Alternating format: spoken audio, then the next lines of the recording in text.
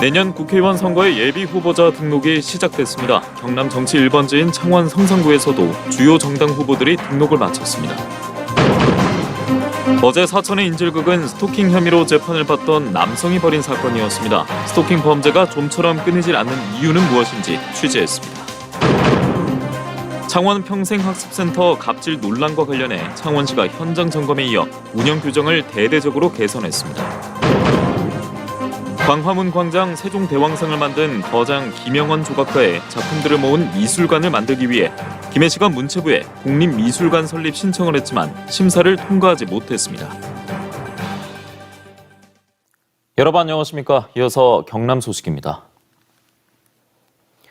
내년 4월 10일 제22대 국회의원 선거 120일 전인 오늘부터 예비 후보자 등록이 시작됐습니다. 경남에서는 첫날 36명이 등록을 했는데요. 경남 정치 1번지인 창원 성산구에서도 주요 정당 후보들이 등록을 마쳤습니다. 김태석 기자입니다. 허성무 전 창원시장이 더불어민주당 총선 예비후보로 등록했습니다. 이번 총선을 윤석열 정부 심판선거로 규정하고 진보 진영과의 단일화에도 찬성했습니다. 윤석열 정부에 대한 평가를 하고 우리 국민들께서 그 이년에 대한 심판을 하실 수 있도록 그렇게 출마했습니다. 국민의힘은 현역 재선 의원과 공무원 출신 신인의 대결이 예상됩니다. 강기훈 의원은 진보세가 강한 지역의 특성상 여러 번 경쟁한 본인이 보수층을 지킬 적임자라고 자임했습니다. 저는 여러 번 경쟁을 해왔습니다. 지난번에 강기훈이 아니면 성산구를 보수층에서는 지킬 사람이 없다는 것이 지도부의 한결같은 마음입니다. 김석기 김해시 부시장은 30년 공직 생활을 통해 다진 행정 경험과 깨끗한 이미지, 새로운 인물론을 강조했습니다. 21대 국회가 국민들의 신뢰를 상실했다고 보고 좀 참신하고 새로운 인물이 정치에 진출해서 국민의 생활을 개선시켜야 된다고 생각합니다. 여영국 전 정의당 대표는 윤석열 정부를 심판하면서도 양당 정치를 청산하는 토대를 다져야 한다고 밝혔습니다. 진보당 후보와 단일화를 가장 먼저 이루어서 노동정치의 대표 주자로서의 위상을 빨리 확보해서 이번 총선에 임하고자 합니다.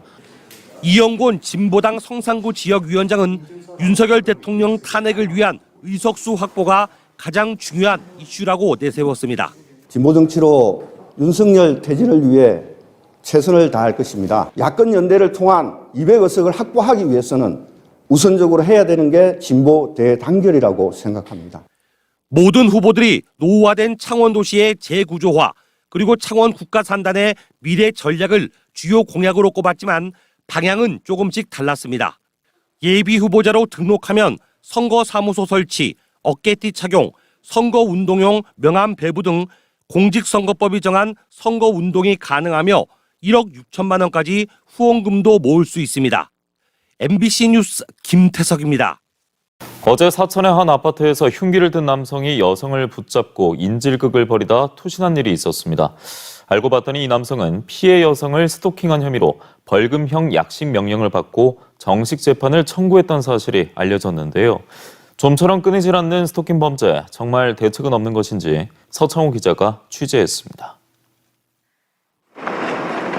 6층 계단 창문에 등을 대고 서 있던 20대 남성. 이 아파트에 사는 30대 여성을 흉기로 위협하며 인질로 붙잡고 있다 갑자기 창문 밖으로 뛰어내렸습니다. 경찰과 대치한 지 4시간 만이었습니다. 피해자가 없는 틈에 들어와서 있다가 피해자가 귀가하니까 흉기를 들이대서 알고 봤더니 여성은 지난해 9월 남성을 스토킹 혐의로 고소했습니다. 교제하다 헤어졌는데도 한 달간 전화와 문자를 계속했기 때문입니다. 결국 남성은 스토킹 처벌법에 따라 잠정조치 1, 2, 3호 결정이 내려졌습니다. 경찰이 한 달 동안 여성 주변을 순찰했는데 여성은 안전조치를 더 연장하진 않았습니다. 남성은 지난 6월 벌금형 약식 명령을 받고 다음 달인 7월 정식 재판을 청구했습니다. 이 같은 범죄를 더 강하게 처벌하기 위해 스토킹 처벌법 개정안도 나왔습니다. 피해자가 보복을 우려해 처벌 의사를 표현하지 않을 경우 처벌할 수 없단 반의사 불벌 조항을 폐지했고 보호 대상도 가족과 동거인 등으로 확대한 게 주된 내용입니다. 하지만 전문가들은 피해자를 보호할 수 있는 실질적인 조치가 부족하다고 지적합니다. 신변 안전 조치 조항이 추가된 것 빼고는 나머지는 피해자 보호를 할 수 있는 조금 다양한 어떤 개념들이었기 때문에 가정 폭력에 준해서 피해자를 보호할 수 있는 피해자 보호 유역이 또 마련돼야 될 것으로 보입니다. 또 신고한 이후 두려워하는 피해자를 가해자와 분리하는 차원에서라도 그리고 더 엄하게 처벌해야 한다는 취지에서 스토킹 피의자 구속 비율을 높일 필요가 있다는 전문가의 의견도 있습니다. 실제 지난해 기준 경찰에 붙잡힌 피의자 중 구속된 비율은 3.3%에 불과한 상황. 과감하게 구속영장이 발부가 된다든지 법원에서도 여태까지 너무 관대하게 이렇게 하다 보니까 이거 해도 가해자 입장에서는 큰 문제가 없구나 생각을 하게 되고 죄의식이 없는 상태에서 계속 범죄를 저지르게 되는 거죠. 이런 가운데 대법원 양형위원회는 스토킹 범죄의 재질이 나쁘면 범죄 유형에 따라 징역 3년에서 5년까지 권고하기로 잠정 결정하고 내년 3, 4월쯤 최종 양형 기준을 정할 예정인 것으로 알려졌습니다. MBC 뉴스 서창우입니다. 저희 MBC 경남이 보도한 창원 평생학습센터 갑질 논란과 관련해 창원시가 현장 점검에 이어 운영 규정을 대대적으로 개선했습니다. 이 관련 소식과 노동계가 논란이 된 주민자치회장을 고소한 이유까지 장영 기자가 보도합니다. 노조 활동을 계속하면 동료를 재계약하지 않겠다. 나이가 많으니 그만두라. 여기에다 횡령 지시 의혹까지. 창원시 소계 천주 평생학습센터에서 벌어진 일입니다. 창원시는 현장 점검에 이어 법령과 규정에 어긋나는 부분을 확인해 처분하겠다고 밝혔습니다. 소계 천주 평생학습센터에 대해서는 지금 면밀히 검토 중에 있고요. 검토가 끝나면 그 필요한 조치를 따로 하도록 하겠습니다. 내년부터 창원의 26개 평생학습센터를 운영할 수탁자를 선정하는 평가회입니다. 창원시는 평생학습센터 운영 규정을 대폭 손질해 내년부터 적용합니다. 가장 큰 변화는 상시 모니터링입니다. 운영과 평가 시스템을 대폭 개선하고 그리고 시민 모니터링단 등을 도입해서 상시 관리할 수 있는 체계로 갖추도록 하겠습니다. 또 다른 변화는 경쟁체제 도입입니다. 지금까지 한 해 약 20억 원의 예산을 센터마다 약 7,800만 원씩 지원했는데 내년부터는 평가를 확대하고 시상금도 차등 지급하겠다는 겁니다. 평생학습센터 서비스를 창원 전체로 확대하는 계획은 예산 등의 장벽에 막혔습니다. 26개 평생학습센터는 의창구와 성산구에만 있고 마산권과 진해권은 하나도 없습니다. 교육 불균등으로 볼 수 있습니다. 민주노총은 의창 주민자치회장을 부당노동 행위 혐의로 창원 고용노동청에 고소했습니다. 같이 일하는 동료의 재계약을 미끼로 노동자 탈퇴를 강요하는 행위는 비인간적인 처사이며 범죄 행위입니다. 일벌 100개 하는 의미에서 노동조합에서 고소를. 민주노총은 창원의 또 다른 평생학습센터에서도 비슷한 일이 벌어지고 있다며 창원시장 면담을 신청했습니다. MBC 뉴스 장영입니다. 서울 광화문 광장에 세워진 세종대왕상을 만든 거장 김영원 조각가가 작품 250여 점을 앞서 김해 시에 기증했는데요. 시는 작품을 보관하고 전시할 김영원 미술관을 만들기로 하고 문화체육관광부에 국립미술관 설립을 신청했는데 심사를 통과하지 못했습니다. 이 소식은 문철진 기자가 전해드립니다. 서울 광화문 광장에 세종대왕상과 해군사관학교의 이순신 동상 등을 만든 한국 구상조각계의 거장 김영원 조각가. 많은 시민들이 문화를 마음껏 즐길 수 있기를 바라는 마음에 학창 시절을 보낸 김해 씨의 작품 258점을 기증했습니다. 모든 시민들이 아주 쉽게 접근해서 도와주고 자기 나름대로 그 내용을 갖고 보고 소통하고 하는 그런 분위기가 되었으면 참 좋겠다. 김해 씨는 작품을 영구적으로 보관하고 전시할 수 있는 김영원 미술관을 건립하기로 했습니다. 예산이 많이 들고 시간도 오래 걸리는 미술관 신축 대신 전국 체전을 위해 짓고 있는 김해 종합운동장 내에 미술관을 만들어 내년 10월에 개장할 목표도 세웠습니다. 지난 6월 지방재정중앙투자심사도 통과하면서 사업은 순항하는 듯 했지만 문화체육관광부의 공립미술관 설립 타당성 심의에서 제동이 걸렸습니다.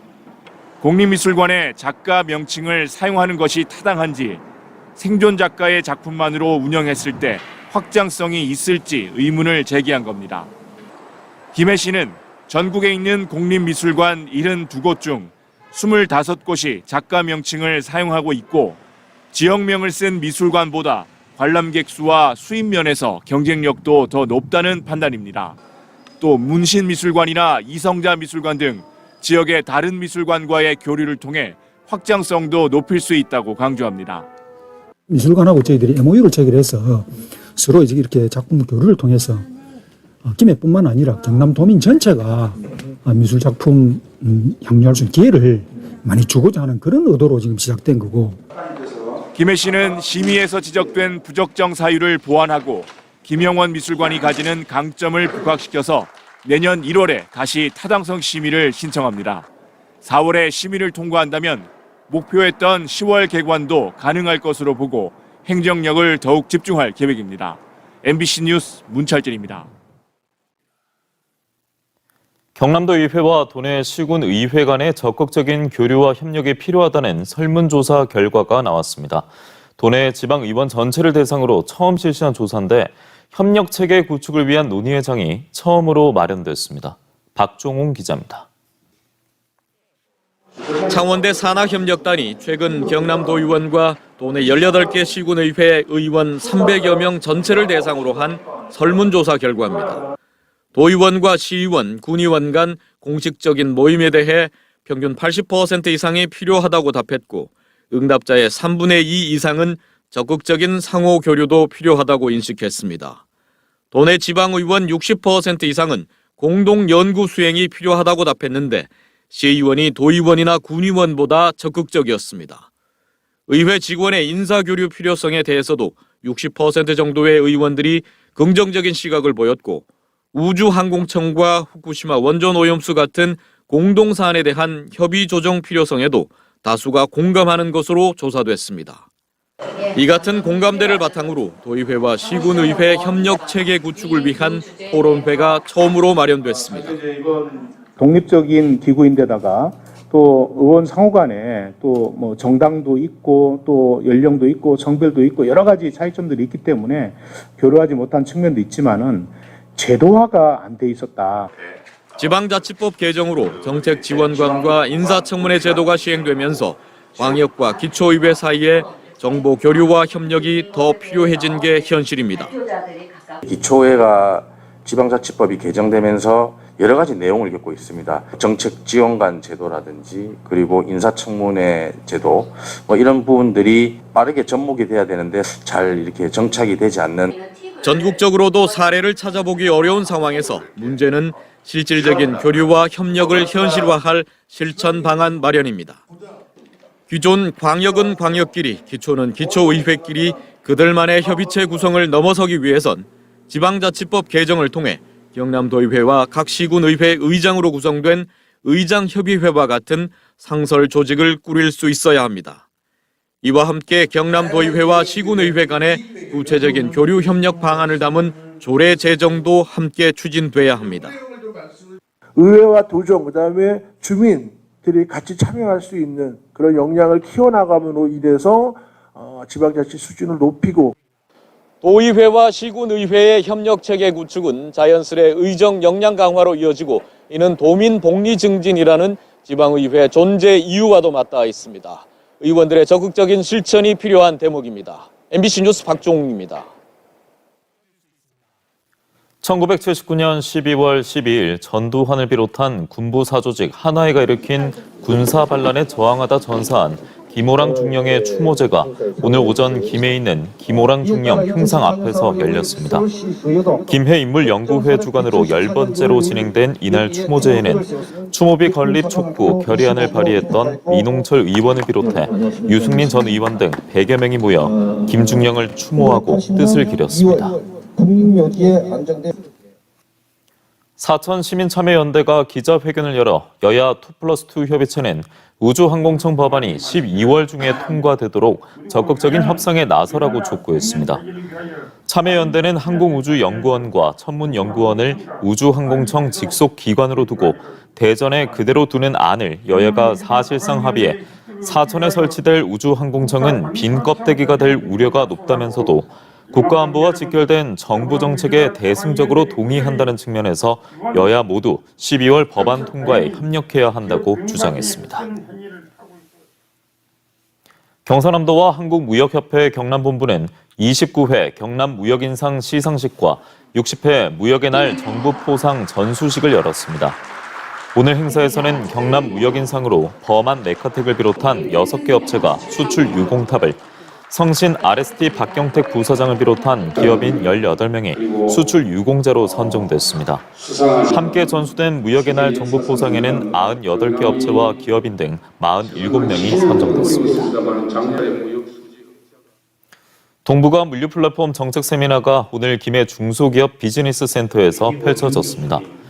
김해시와 사단법인 한국도시설계학회가 함께 마련한 이번 세미나는 동북아 물류 플랫폼 유치를 위한 김해시의 대응 전략에 관한 전문가들의 주제 발표와 토론으로 진행됐습니다.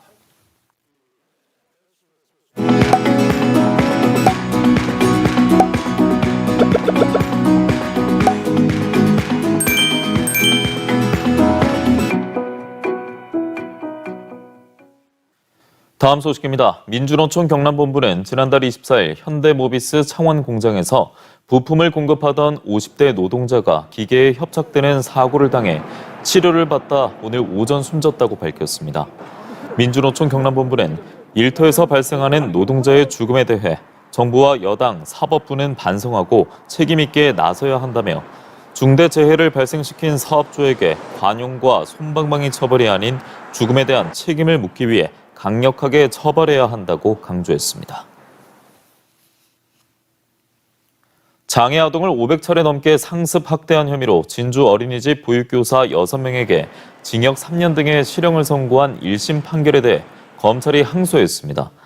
창원지검 진주지청은 피해 아동들의 고통과 후유증이 크고 상당수 피해 아동 보호자들로부터 용서를 받지 못한 점, 장애 아동의 인권 보호와 안전한 양육 환경 조성을 위해 엄벌이 필요하다며 항소 이유를 밝혔습니다.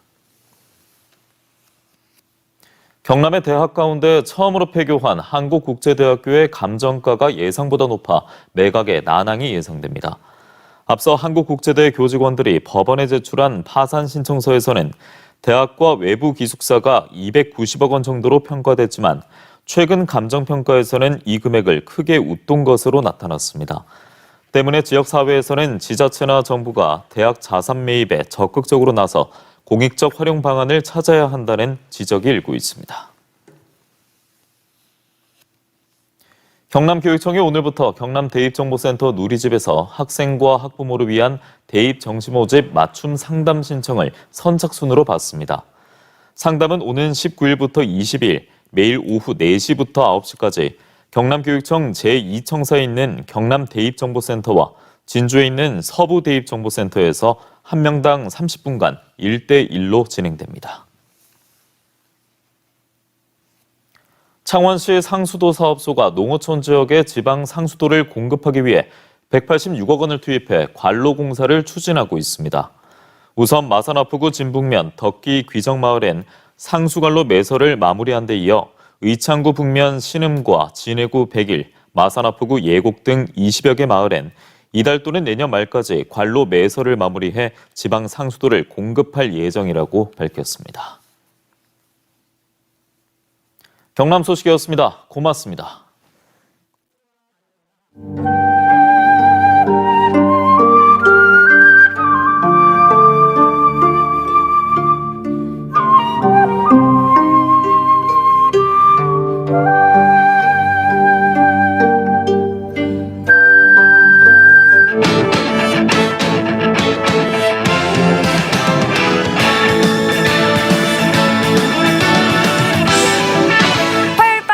뉴스입니다.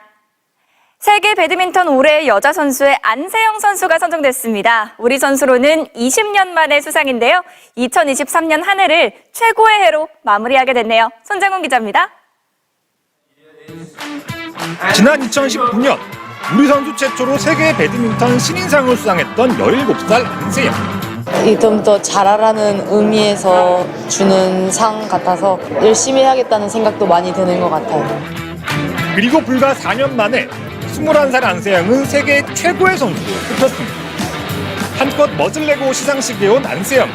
한영과 함께 특유의 유쾌한 세리머니를 펼쳤고 트로피를 받은 뒤에는 팔을 들어 올리는 포즈로 우리 선수는 김동문, 나경민 이후 20년 만에 올해의 선수상 수상을 자축했습니다.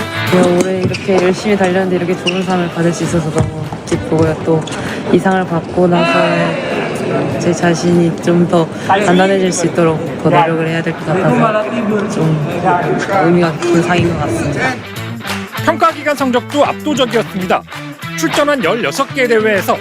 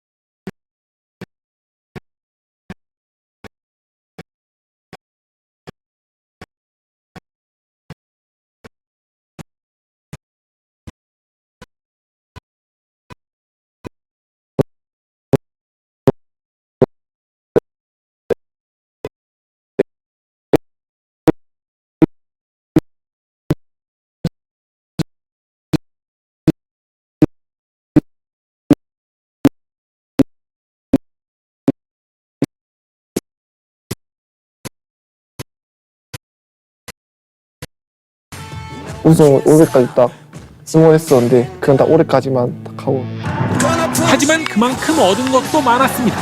트레이드 닷새 만에 잠실에서 터뜨린 데뷔 첫 홈런이 그 시작이었습니다. 정말 그때는 꿈 같았죠. 1군에 가면 제 능력을 못 보여주는 것 같아서 항상 속상했고 제 능력도 많이 의심하고 있었는데 하나는 뭔가 LG에 보여주는 것 같아서 그래도 뭔가 안도라고 해야 되나? 그리고 이정후와의 인연은 전환점이었습니다. 이렇게 물어보면 약간 정우는 응급처치? 항상 결과가 좋았어요. 좀 더 오래 있었으면 얼마나 좋았을까 싶기도 하고 근데 정우 형이 있었으면 제가 이렇게 시합을 못 뛰겠죠. 아직은 부담스럽지만 포스트 이정우란 애칭에 부응하고 싶습니다. 제가 정우 형을 이렇게 비슷하고 따라갈 수 있는 건 딱 하나밖에 없는 것 같아요. 그냥 이니셜 똑같은 거. 기대해 주시는 만큼 제가 부응해서 가을 야구 가는데 좀 더 큰 힘이 되는 선수가 되겠습니다. 감사합니다. MBC 뉴스 김영노입니다. 이탈리아 프로축구에서 종료 직전 터진 짜릿한 역전골입니다. 감각적인 오버헤드킥 마무리 일품이네요. 화요일 밤 스포츠 뉴스였습니다.